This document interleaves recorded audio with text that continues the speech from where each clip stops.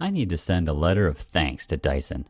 I discovered my wife, 49 female, of 17 years, 18-month affair when I updated our fan filter on the app it uses.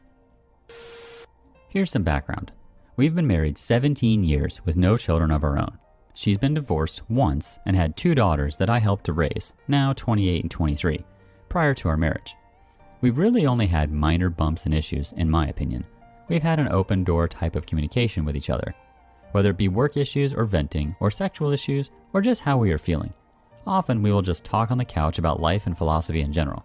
I felt that we had a great connection and a pretty heavy, fulfilling sex life. We are both in good shape and maintain a healthy lifestyle. I work in the medical field and due to things being what they are, have been putting in a decent amount of overtime over the past 5 months. She works in a legal consultancy and has been working from home for the past 5 months, which has made things a bit distant, but on our days off, we are tight. Changed the filter on the Dyson fan in our bedroom last night. Asked my wife if I could use her phone to update the app in order to reset the change filter alert. Mine was on the charger next to the front door. I noticed she had put on a pattern unlock and kind of wanted to ask her what that was about. As I was finding the app on her phone, a notification for Snapchat popped up. My stomach dropped immediately as I read the small tag. "I'll bring the special toy," it said. My brain understood the words, but my mind just stopped functioning. She asked what was the matter after I guess several minutes of me just sitting and staring at the bedroom fan. My wife has an obligatory quarterly out-of-town meeting that puts her 2 states away for 5 days every business quarter. I knew it was about this coming trip Monday. I've perused Reddit for years anonymously. I've read hundreds of stories that began like this, and never once have I thought of being me that would sit on my bedroom floor and be in such a cold, dumbfounded state. I recovered and said, "Oh, just getting info about the IPN router. That's how the fan communicates through the app." I have a Chromebook that she logged into Facebook yesterday. I took a week's vacation short notice. My supervisor is a cool chick, and once I laid it out what I may have discovered and have to do, I'm going to need the time off. I've been up all night reading her chats. She left to go to the office just now, and I made sure the Google location history was on and find my phone was active. I'm so suspicious of everything she does now, I can't look at myself in the mirror. She doesn't know I saw the message notification. I logged on to the messaging system that Verizon uses and have signed in under her number and my name. There are at least 15,000 that date back to February of last year. Messages, memes, flirty pics, and some X-rated ones too. She stopped texting him this way about 3 months ago. Didn't stop texting him, but stopped using the message app through Verizon. I'm guessing they switched to the Snapchat because it's discreet. I'm not on any social media in any way, shape, or form. I am clueless. I just figured out that you can't log into Snapchat through Facebook. But it just takes an email and password. And she has used this Chromebook to do that. Hell, she used it just 3 nights ago lying in bed next to me rubbing my back while I went to sleep. She messaged him and sexted him lying next to me. It's a younger man from work. He is married and has 3 young children. He and his wife have Facebook. I've met him twice. Shook his hand. I'm at a complete loss again and have wandered my house that I custom built for her for hours. I almost can't feel anything. What little that I am processing is just white hot rage. I logged on Snapchat and there it all was. I have called my best friend who has been divorced 3 times. Don't get me started on his partner picker. He recommended a vicious lawyer. I plan on recording, saving everything. There's pics of them. I'm sure her phone or his has video. I desperately want this to be a bad dream. She said terrible things about me. She's told him my insecurities. She's told him I love you. They have made no long-term plans, so this feels like a purely sexual relationship. It almost makes it better, but also makes it so much worse. Like, she's literally throwing away our life for this. She knows cheating is an absolute deal breaker for me. Our usual routine on the day she leaves for her meetings is I take her to the airport and drop her off with a long goodbye. I can't even think about what I have to do now. My friend says print out the entire thing and see if I can recover things from Snapchat. From what I understand, I can't, unless I have her phone. My plan is to see the lawyer today. I'm paying a ridiculous amount to jump in her appointment line. Get the ball rolling and hopefully have a plan of action from her. I really want to book a flight and follow my wife to the hotel she's staying at and catch her in the act. I have access to her hotel booking options and have put myself as a contact person, so I can get a room key without alerting her. I think I'm just going to log into the messaging apps when I get into town and watch it happen in real time. If I could get the papers ready in time, I'd hand them to her. Instead, I'm just going to hand her the printouts. It's a 600-page PDF. His wife accepted my friend request. I'm debating sending everything now. I am seething. I just don't want to lose any advantage. I'm going to fly there Monday afternoon, log in, and see what they've talked about, get a room key to my wife's room, and drop off the package in a room with my wedding ring. I'm going to sit in the bar and watch my phone blow up. I'm going to call the AP and tell him to meet me in the lobby or bar and to bring my wife down. Then tell him that a similar package has been sent certified mail to his home addressed to his wife, as well as a Facebook message that I plan on hitting send on as I tell him. It feels petty and weak. I want to rage and scream, but I'm helpless. This morning, all I could do was give her a peck on the cheek goodbye. I really can't stand to look her in the eye. I somehow have to get through the weekend. I guess I'm asking, is my spiteful, hate-fueled plan worth it? I just want to inflict pain at this point. I want to hurt her emotionally. I feel eviscerated, emasculated. I will not entertain an apology. This is the one act that is unforgivable. It takes so many steps to cheat on someone. They all can be stopped until the sin is complete. Then it is done. Should I just confront her tonight or catch her? I don't think I'll update. I'm truly thinking about never using social media again and only being with a partner that has a similar outlook moving forward. ETA, I found the special toy. Keep in mind we have a chest full of adult fun devices. It was already in her carry-on. It's one of those remote control vibrators, the ones that can be controlled by an app. It looks expensive. I meet with the lawyer in 90 minutes. Update number 1. I met with a lawyer. She was actually kind, and I dare say compassionate with me.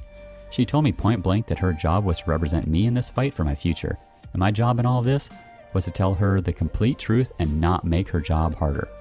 I went to Kinko's and printed the file out.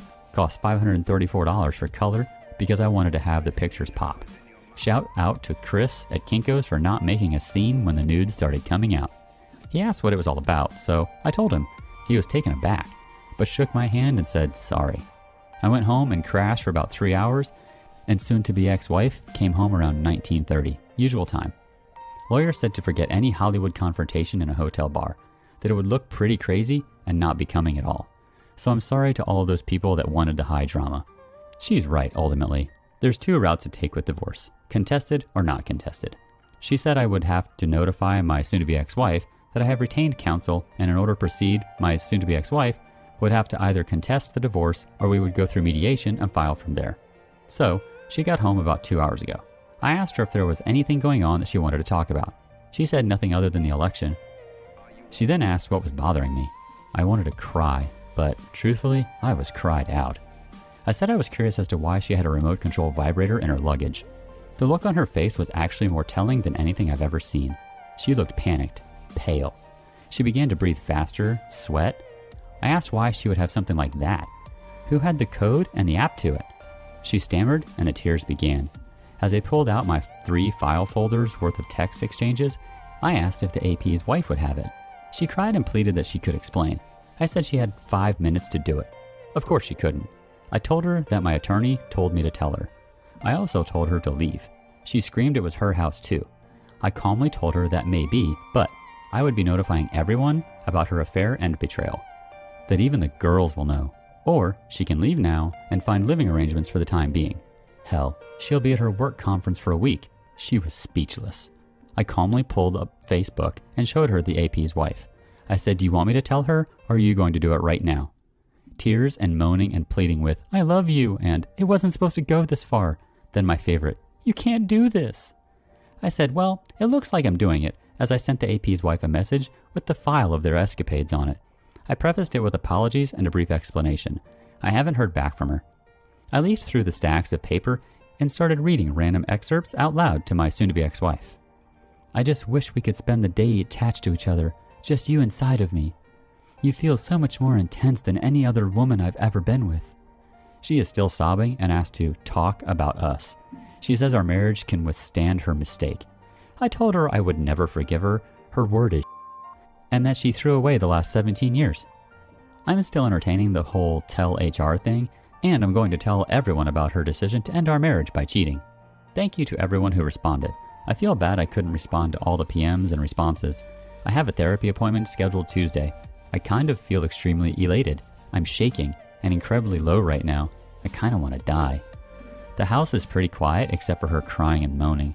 I told her not to come back after her trip.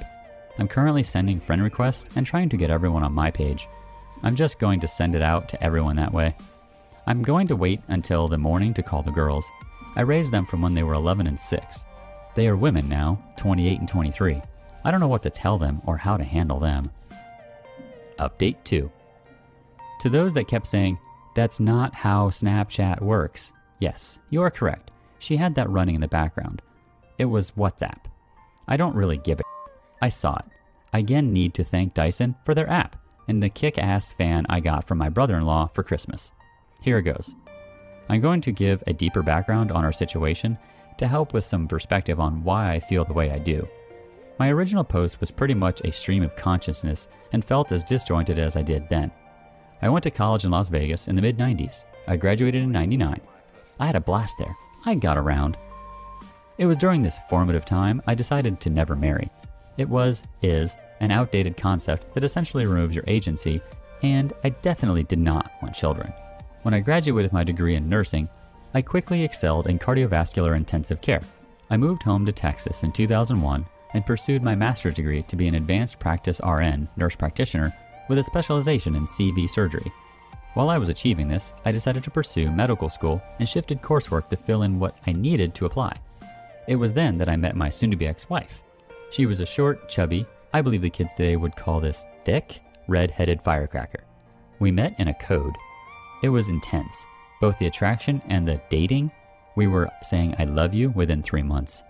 She was a mother of 2, remember, I wanted to be child-free, that had been divorced for about 2 years. She was just getting out of an on-again, off-again relationship when we met. We dated for about 2 years, and she slowly introduced her daughters to me, 11 and 6. She sat me down one night and gave me a pretty heartfelt but pragmatic talk about us, or where we were at the time, and what she needed, expected from me, or any other partner. Essentially, she said it was time to either get married or move on. I was still pretty anti-marriage, and she respected that. She was telling me this to give me a chance to think about us and what the future looked like. She had a pretty good point in that we were living together 8 months and even had each other as persons to notify in an emergency. She joked that all it was missing was having each other on our insurance. It was a good, honest talk, and we agreed that we would continue on for a bit more, but I would ultimately have to make the decision. 2 weeks later, I had an acceptance letter to a medical school about 2 hours away. I was ecstatic and crushed at the same time. I had just had my 26th birthday and was about to accomplish a huge life goal. Then I realized I'd never see her or the girls. My self-doubt got the better of me. Being a medical student, then resident, with a fellowship was going to be a roughly 7-year process. All the while, I could not make the money or support the lifestyle we had grown accustomed to. I thought about the prospect of at least 7 years of loans, debt, and work, and losing her. So I declined and switched back to a master's in nursing administration. We got married in July of 2003. It was an intimate and personal ceremony with just immediate family and friends. While my parents adore the girls, rightly so, they have always been standoffish with soon-to-be ex-wife. On Monday, when I told my parents what was happening and that there was a real possibility the girls could stop being as prevalent in their life as they have been, they told me that they still felt that soon-to-be ex-wife was damaged goods being married prior to and forcing me to compromise. That really hit home, and to a certain extent, they are correct. After I graduated, I didn't want to be a manager or director. I'm a hands-on guy that likes taking care of patients. The hospital I was at offered a certification in ECMO and a perfusionist credential. It was a highly competitive application, but I got in. For the past 11 years, I have been doing ECMO and all things related. I have had a blast, and it has been challenging as well as heartbreaking at times. My soon-to-be ex-wife decided about 5 years ago that being an RN on the floor had run its course, and she wanted a more 9-to-5 job that did not involve patients or drama. She got on through a friend at a multi-state legal consultancy that specializes in medical legal suits. She abstracts data from patients' charts and presents it in the manner requested. So that's the setup. On Saturday morning, D-Day +2, I only slept a few hours. I had dark, disturbing thoughts regarding my future in life. I had, still do, thoughts and scenarios of death and violence upon them and myself. I was in the kitchen making breakfast, eggs and toast, when she walked into the kitchen, still bleary-eyed. She asked if I would make her some. I threw it in the trash in front of her. I then proceeded to load up my record player and play music from my youth at an uncomfortable volume to prevent her from trying to talk to me. Real mature, I know. I began pain shopping big time, reading the printout in chronological order. I do and I don't recommend it. By the afternoon, I was done with Black Fang and Danzig. I was listening to Torch breakup songs by Chris Isaak and Ray LaMontagne. She approached again. This time, she was almost indignant, asking what purpose notifying the AP's wife served. I stared at her for what felt like an inappropriate amount of time, a bit dumbfounded. I told her point blank that at least she, AP's wife, would get the chance to make an informed decision about her future instead of compromising and sacrificing for someone that would betray them so selfishly. I guess my message to the AP's wife was received, and things were not good for him. She sat down on the couch and began to tear up and sob. I told her I was cried out, and more correctly, I was so numb that I will do that later when I am done doing what needs to be done. She asked timidly, all indignation and bravado gone from her voice, what else I had to do. I told her to ruin your life and give you the pain I have now. I told her that if she had any respect for me or love me, she would open her phone and show me everything. She refused and said it didn't matter and all I would do is hold it against her. I said there was a part of me, the completionist in me, that wanted to know. She refused and went to the guest bedroom. I found her HR new hire paperwork from her company. They have a corporate compliance line, and I called and left a detailed message. They, soon-to-be ex-wife and AP, had discussed client information that also had protected health information with an unsecured, non-approved messaging system. I also informed them that she was his acting supervisor on 2 projects over a certain time that corresponds with the sexually inappropriate messages. Lastly, I said that they both used their subsidized phones to transmit pornographic materials, pics, sexting, videos. That was a big no-no as well. My whole life, I have viewed myself as a peaceful and rational man. This has broken that part of me. I don't know where all of this anger has come from. I am somewhat worried. Like, will it stop? I know in the long run, to get over this, I will have to accept her apology and forgive her for her mistakes. I just don't know if I'm capable, and it is worrying to me. That evening, I continued to notify family and friends of the situation and her actions. I called a physician friend and requested a favor for a checkup and an STD check. He had questions. I answered. My eyes got heavy around 8. Sunday, D-Day +3. I decided to drive to see the girls. They are about 3 hours away. The youngest is still in college for another semester, maybe longer. Thanks, 2020. I have been having pretty extreme feelings about them since this began. I have formed a respectful, friendly relationship with them, but not much of a fatherly one. The oldest especially. We are cordial, but there's always that "you're not my dad" vibe between us. The youngest, not so much, but when they are together, it gets more prevalent. I left early Sunday around 5 a.m., arrived at their condo, their fathers pay for it, just after 8:45. I had collages and good coffee for them. They were immediately worried about their mother before I said anything. I told them point blank the situation and that their mother would probably be moving in the next 3 to 6 months. I can honestly say it was best to do and say this in person. I told them everything. They were disappointed in her. I then told them that I wasn't there to get them to take a side, but they were adults in a special circumstance within our relationship, and if they decided they didn't want to interact or have a relationship with me, that was okay. I would be somewhat let down, but also relieved. I told them, however, that our relationship or lack thereof should not interfere with their grandparents, my parents. They both agreed that they would like to definitely keep in touch with their grandparents. I left there around 11 and headed home. I stopped at my best friend's house and cried a little. I had essentially helped to raise them as best I could. Their father was absentee most of their childhood and started another family 6 hours away. My best friend decided that I had drank enough the past 72 hours and I needed to sleep. I crashed at his place that night.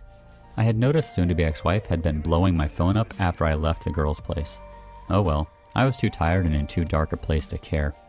Monday, D-Day +4. I arrived home around 8 and noticed her Porsche was still there. I thought for a moment that she'd Ubered or Wazed to the airport. No, she had not. She was up and had breakfast made. She asked me to sit down and eat with her. I did. She asked how it tasted. I told her like static. I told her I've had a hard time tasting and feeling anything other than bitterness and anger for the past 5 days. She had called in sick at work and did not leave for her quarterly meeting. She tried to start talking about how worried she was for me and that she loved me so much. She had gotten a call from her oldest yesterday around noon, and they were deeply disturbed by her behavior. I laughed. As I did it, I realized it was not a funny laugh. It had a manic kind of feel to it and took me aback. I said, "Oh, you love me so much. You have a 1.5-year affair behind my back? You love me so much you some other married man? You love me so much you pissed away nearly half of my life because... She had never given me a reason as to why she did it. I told her that, and it made it so much worse. I went to the liquor service and pulled out the bottle. The bottle was an 18-year Glenfiddich that my grandfather bought for us when we got married. It was our tradition to have a small sip on our anniversary night, and remember that things get better with time and patience. I chugged the remainder of it. It was about 1/3 of the bottle that was left. I said, sorry I didn't offer her any because she did not deserve any. I went to the bedroom and began pulling all of the pictures off of the wall that had us or her in them. I placed them on the kitchen table. She had left. My attorney, or rather her paralegal, called to notify me the petition for divorce was ready, and I needed to sign off on it before it could be filed and soon-to-be ex-wife would be served within 10 business days. I read it quickly, while very buzzed on premium scotch. E-signed and pressed send. I also got a message from the AP's wife. She reluctantly thanked me for this horrible but good revelation. She declined to speak with me, but wanted to message me to tell me. She found texts and videos with other women besides my soon-to-be ex-wife. She kicked him out and was going to an attorney soon. They live in California. He's I proceeded to listen to music and have a few more drinks. I fell asleep around 4 in the afternoon. I heard her come home around 10. She saw the pile of pictures and things that had at one time meant something to us. She began sobbing and asking me to talk to her. I only asked one question. Why? She kept saying she didn't know. I called her vile things and said that she made so many decisions to get to just the first text. It was she that started it. I was pretty loose with my tongue due to being drunk. I laughed at her and started taking off my clothes and said, you threw away this, pointing to my body. I'm going to get for it, but I'm 6'4" and weigh 200 pounds. Up until last week, I still jogged and lifted weights 4 times a week for some pot-bellied needle-dick guy that wasn't going to do anything for her. I went to my room and had a shower. When I got out, she was in the bed naked. She had lit some candles and begged me to f her. I turned on my camera and told her to repeat what she said. I thank everyone who mentioned doing this, just in case. For whatever reason, my erection did not do a good job of convincing her that I didn't want it. So I did it. I was not kind.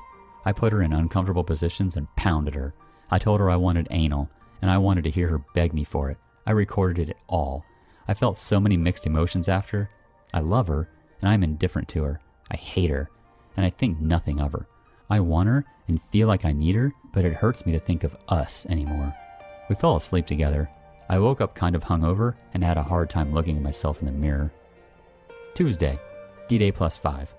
Therapy was a 2.5-hour session. Unbeknownst to me, she followed me there and wanted to know what I was doing. I told her I was getting some therapy for the emotional trauma I had after realizing I had thrown away most of my life on someone who couldn't even give me a reason as to why she would cheat on me. I was a little loud and teary-eyed. My soon-to-be new therapist saw most of the exchange. I called her horrible names and told her I wished her dead. Needless to say, my session was intense. He prescribed some sedatives for me, and I had another shorter appointment scheduled on Thursday. We discussed my anger and betrayal, my emasculation, my fear of the future. I explained I'm terrified of the unknown. Last week, I felt like a complete man. I had a vision and goals. I also had a partner to deal with any issues and obstacles. Now, I am a ship without a rudder or mast. I feel no sense of direction or power or means to get away from this. He started explaining the why that I wanted to know. It isn't a single question. It is a series of questions that is pretty interesting. I suppose you can apply it to any behavior that you want to explain the motivation behind it. He said that instead, I should calmly ask my soon-to-be ex-wife what within herself gave her permission to do this to me. There were several more to follow up with, but this is what stuck out the most. I told him about the sex. He recommended that I lay out explicit ground rules regarding our physical relationship. He ultimately recommended that I don't do it anymore. It would confuse and exacerbate things tremendously unless reconciliation was my goal. I cried, I raged, I left exhausted. Soon-to-be ex-wife was still outside waiting for me. I walked past her and didn't respond to her questions and pleading. I got a call from the physician's office to get tested and went to that appointment. I told him the short version. He recommended to stop drinking and take the sedatives cautiously. I went home and proceeded to continue removing my things from the house and boxing them up. I've decided I would move out. I called work and requested a face-to-face meeting. The thought of working or concentrating on legitimate life and death issues is not possible in my current state of mind. I drove to the administrative building at the hospital. met with the team, and formally gave my 6 weeks resignation. I have such a niche, specialized job that 6 weeks is kind of a minimum courtesy. I put it succinctly that my soon-to-be ex-wife's actions had caused a stressful home life, and I would be a detriment to patients, the team, and myself if I continued to remain in this area. I have decided to move away, far away. I got home after picking up some groceries. It has been about a week since I have had more than a mouthful of food and have existed on liquor and not much else. I took both my therapist's and physician's friend's advice and decided to make some food and stop drinking. She was home, sitting in the darkened living room, drinking wine. She had organized the pictures and was looking through them. She had put on makeup and was wearing a date night dress. She had been crying a lot. Her makeup was in bad shape. She got up and tried to embrace me. I pushed her gently away and made a production of pulling out my phone and hitting record. She started crying again. She told me the AP's wife had called her and told her that he had had other women as well as her. She said that she was so much the fool and every derogatory name I had called her was right. She begged me to consider us. I said, why bother? She didn't when she betrayed me. I told her I was sorry that her lies caught her out, but I felt that she was sorry that she got caught, not remorseful for what she did to me. I told her I felt she was sorry that she was going to have to start over, and then she was more upset about that than losing any love she had for me. I said that she abandoned her love for me or us 2 years ago when she decided to do this. I kept piling it on her. I informed her of my call to the corporate compliance line and the specific rules she broke. I didn't raise my voice or act angry. I was shaking a bit, but it was like everything was leaving me in a rush. I felt elated and so low at the same time. I felt empty when I was done. I put up the few groceries I had bought and made a small sandwich, then went to bed. She was there again. I pulled out my phone and told her with the recorder going what my therapist had talked about in regards to sex. Keep in mind, in 17 years, I cannot recall a time when I've refused or declined sex from her. I asked her to leave and sleep in the guest bedroom. She refused. I said, fine, I would then. Wednesday, D-Day +6. I woke up and she was curled up next to me. I removed myself and did some light exercises. I have been working on my resume and getting applications out. I might be working in Seattle by the end of the year. I love my parents and will miss being 20 minutes away from them, especially as they are becoming elderly. I can't stay in this city. The thought of running into her after this is over is not something I want to entertain. I want to be free and have no reminders of my sense of loss and my lifetime of compromise. It was a pretty blah day, and it rained off and on for most of it. I met up with my best friend and gave him a rundown over an early dinner. We decided not to drink. My attorney said that me moving away will not affect the outcome of the financials. I'm going to live off my PTO until the end of October and use my half of our liquid savings to relocate and settle. I feel empty and I'm trying to laugh at his funny jokes, but it's an effort. I keep finding myself in a deep emptiness that has such a powerful pull. I have never thought about ending my own life, but for the past few days or nights, I've had daydreams of what it would be like if I wasn't here. I'm going to tell my therapist tomorrow. Soon-to-be ex-wife has been going to the library. I've been watching through Google and reading relationship books. I have been reading Chump Lady. It's great stuff. She got a call from her work. I eavesdropped on a small portion of it, but I know she has a meeting tomorrow, despite her claiming to be sick. She was in bed again, just like the past 2 nights. I am so conflicted. I just want to feel something, but I feel so little but hate and resentment for her that the only sex I want is sadistic. I'll admit that during the abusive sex we had Monday, I felt almost a runner's high, but there was a crash, and the next day I was angry at myself. I am doubting myself a small amount in regards to not wanting her back. I know she f***ed up huge, but I don't know if I can forget it or forgive it. I am a tangled mess. I told her the ground rules, with my phone recording, in regard to sex. I told her that it did not indicate reconciliation or some covert signal that I wanted that. I told her this is probably hysterical bonding and not healthy. I told her that I was going to not be gentle or care about her feelings or needs during it. She was teary-eyed and nodded understanding. She quietly said that she deserved it. She then rolled over and got on all fours. Thursday, D-Day +7. I woke up with her spooning me. I laid there for a while and heard her breathing change pattern. I could feel her looking at me. I asked with my back turned to her what her meeting was going to be about. She said it was an HR representative and it was probably going to be bad. I said, yep. She asked what she could do to make us right or equal again. I said nothing. She offered an open marriage on my end. She would not pursue anyone, but I could. I chuckled, no, I don't trust her. She said that was fair. We had this conversation with my back to her. It was easier than looking at her.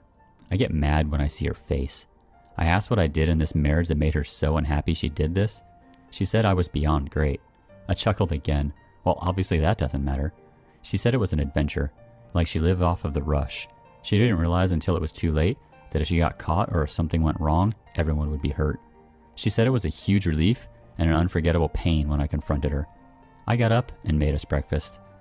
I went to my therapist and told him my plan with work and already had responses to my applications. I told him everything about soon-to-be ex-wife and the sex. We discussed my suicidal thoughts and talked about the process involved with them. Again, he wasn't judging. He just wanted me to not get confused, or if I did not understand, to stop and process. It was only a 1 hour, 55-minute session, and I felt that weird calm again. Like nothing matters for now, everything just is. When I got home, she was sitting in the living room. She told me that she was fired for breach of protocol with client information and violation of the data security protocols. I said, "Oh, that's too bad." I exercised and made a nice dinner. She joined me. We didn't say much. While we were sitting in the living room, she told me that AP had been fired as well. I said, "Good." She told me she has had no contact with him in 5 days. I asked, why not? They were both free now. She could fly out to her soulmate and have all the fun they wanted now. She said I was the only one she wanted. I said, "No, you had all of me, and it still wasn't enough." I told her that in nearly 20 years of work and our relationship, I had been approached and hit on too many times to count. I managed to not fall in love or anyone else. Now, I am so bitter and angry because of the compromises I made. She asked what compromises. I told her. My wanting to go to medical school, but decided to get married and be stable. My not wanting children, but because they were a part of her, I accepted them and compromised. I said I made those compromises for our love, but obviously I had misplaced my trust and love in her. I told her that if I could go back in time, I would tell 26-year-old me to pass her up. She asked again what she could do to bring us back together. I told her that I will not ever compromise for her again, and that means we really can't have a healthy relationship. I told her I would never love her again, and that at best, I would treat her like a sex toy. Otherwise, she wouldn't factor into my plans or thoughts. I told her it was just a week ago. She was the first person I thought of when I woke up and the last person I thought about when I went to sleep. Now, it hurts too much to think about her. I'm going to walk away from this. I feel like it is starting to constantly remind me of things. I cannot thank those kind people I could chat with and who shared their pain and stories that have helped me. This has been, on a whole, a good thing for me to do, but I keep replaying things and feelings I'd rather just walk away from. I remain confused about what I want. I don't know if I will ever be 100% about anything with her ever again. I have bi-weekly appointments for the next 4 years with my therapist.